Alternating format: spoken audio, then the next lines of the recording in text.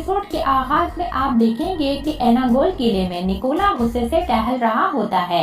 इतनी देर में हेलन कमरे में आते हुए कहती है, गवर्नर निकोला, मैं आपकी जहानत को सराहने आई हूँ। इस पर निकोला गुस्से में हेलन से कहता है, ये क्या है हेलन?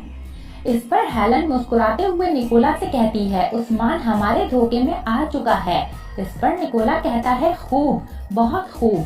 और फिर हेलन बताती है कि आर्तन उस्ताद और इसकी बेटी ने ही उस्मान को महल से बाहर निकाला था। हमारे फौजियों ने इन्हें देखा था। इस पर निकोला कहता है, उस्ताद आर्तन से कहो कि मेरे लिए खाना तैयार करे और इसकी बेटी अफ्तालिया हमें शराब पेश करेगी ताकि मैं इन दोनों के बारे में अपनी राय कायम कर सकूं। इस पर हेलन मुस्कुराते हुए आर्तन उस्ताद की तरफ जाने के लिए कमरे से निकल जाती है और फिर निकोला अपनी नशिस्त पर बैठे हुए उस्मान के जाल में फंसने पर खुशी मना रहा होता है। दूसरी जानिब उस्मान सलेबी सिपाहियों से तलवारबाजी करते हुए नजर आता है। उधर दूसरी जानिब साउची अपने जिस्म में से खंजर निकालकर अपने हाथ में पकड़ लेता है और फिर फलातूस को देखने लगता है, जो कि काई सिपाहियों के साथ लड़ाई कर रहा होता है। वहीं बुरान भी जबरदस्त तलवारबाजी का मुकाबला करता है और फिर एक तरफ बाई सिंगूर भी दलेरी के साथ सलेबियों को खत्म करते हुए नजर आता है। दूसरी तरफ दुमरुल भी अपने कुल्हाड़े से सलेबी और बाजंतीनियों को खत्म करते हुए दिखाई देता है। एक तरफ जरकोताई भी तलवार और ढाल हाथ में लिए सलेबी काफरों से लड़ाई कर रहा होता है। वहीं गेंजे में भी अपनी तलवारबाजी की महारत दिखाते हैं। इसी दौरान उस्मान भी सलेबी सिपाहियों से लड़ाई करते हुए नजर आता है, जो कि अपनी तलवार की तेज धार से काफरों को कत्ल कर रहा है। उधर फलातूस भी काई सिपाहियों को शहीद करने पे तुला हुआ है।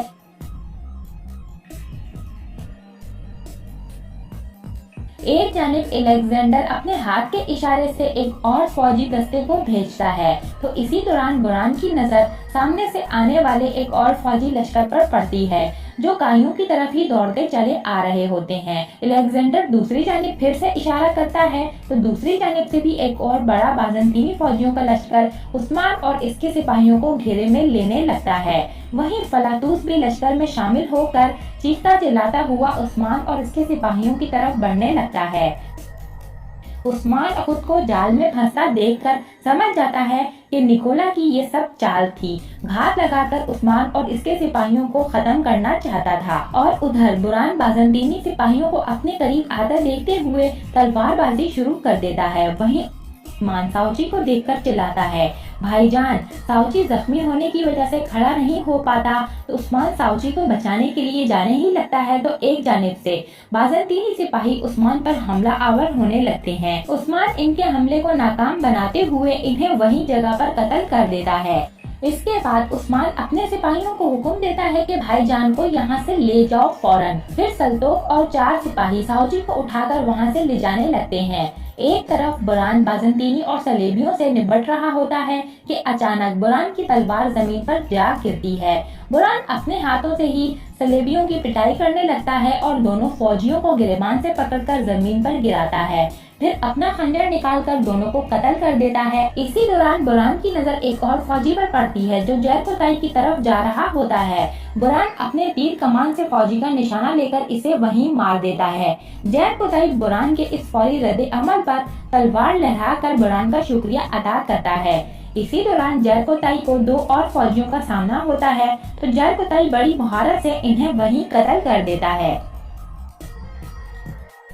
वहीं उस्मान और दुमरुल भी काफी ज्यादा महारत से लड़ते हुए नजर आते हैं। इसी दौरान दुमरुल की निगाह गेंजे पर पड़ती है, जो कि फौजियों से लड़ाई कर रहा होता है। लेकिन एक और फौजी पीछे से गेंजे पर हमला करने ही वाला होता है कि दुमरुल अपना कुल्हाड़ा खींचकर उस फौजी को मार देता है। उधर गेंजे पे दुमरुल का सर हिलाकर शुक्रिया अदा करता है।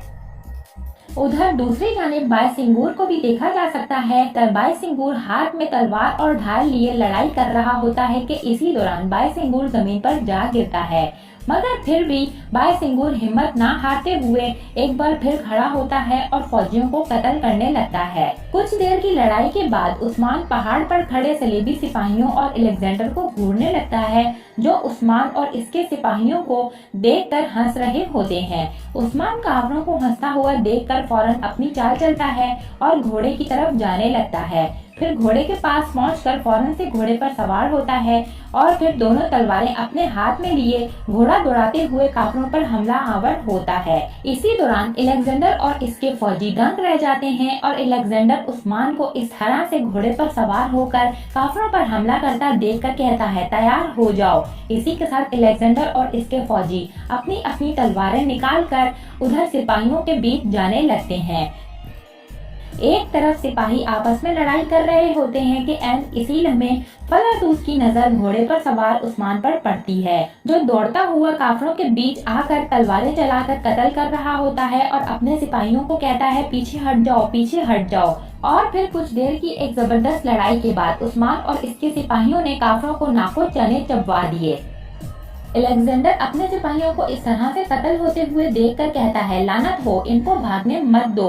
इसी के साथ अलेक्जेंडर और सलेबी फौजी पहाड़ से नीचे उतरकर उस्मान की तरफ भागने लगते हैं, लेकिन उस्मान बहुत ही बहादुरी के साथ बचे कुचे फौजियों को कत्ल कर रहा होता है। एक तरफ बुरहान और बाकी कई सिपाही कतार बनाकर पीछे की जानिब जाने लगते हैं। इसी दौरान उस्मान सलेबियों को कत्ल करते हुए भी नजर आता है और फिर एक तरफ से फलातूस कई सिपाही को कत्ल कर देता है। इसके बाद उस्मान अपना घोड़ा दौड़ाते हुए वापसी के लिए भागने लगता है। इसी दौरान फलातूस चिल्लाता है, उस्मान रुक जाओ, इस बार मेरे हाथों से तुम्हें कोई नहीं बचा पाएगा।